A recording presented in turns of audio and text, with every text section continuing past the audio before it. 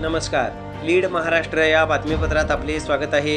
नुकतीच जिल्ह्यामध्ये लोकसभा निवडणूक पार पडली. मतदारांनी चांगले मतदानही केले.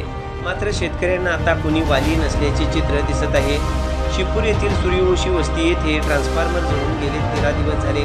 मात्र तो ट्रान्सफॉर्मर अनेक तक्रारीनंतरही अजूनपर्यंत दुरुस्त झाला नव्हता. आज येथील शेतकऱ्यांनी युवा नेते विज्ञान माने यांना बोलावून त्यांची समस्या सांगितली. विज्ञान माने यांनी सूर्यवंशी वस्तीला भेट दिली व येथील ट्रान्सफॉर्मरची अवस्था बघितली.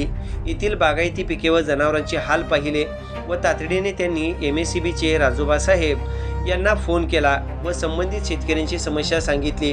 राजोबा साहेबांनी तात्काळ DP बसवून देतो असे सांगितले व आज सायंकाळी शिपूर येथील सूर्यवंशी वस्ती येथे नवीन DP बसवण्यात आला.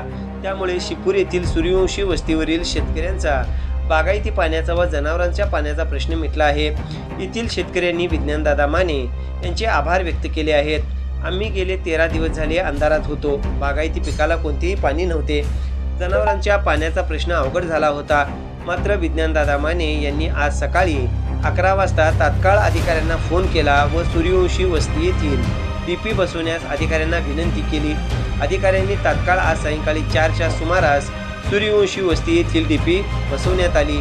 त्यामुळे येथील शेतकऱ्यांनी विज्ञानदादा माने व MSCBचे राजोबा साहेब यांचे आभार व्यक्त केले आहेत. या प्रसंगी बजरंग कदम, दादासाहेब कदम, सुरेश सूर्यवंशी, राजाराम शिंदे, राहुल सावंत, आबासाहेब बाबर, उत्तम शिंदे, राजू शिंदे, मल्हारी कांबळे इत्यादी शेतकरी उपस्थित होते.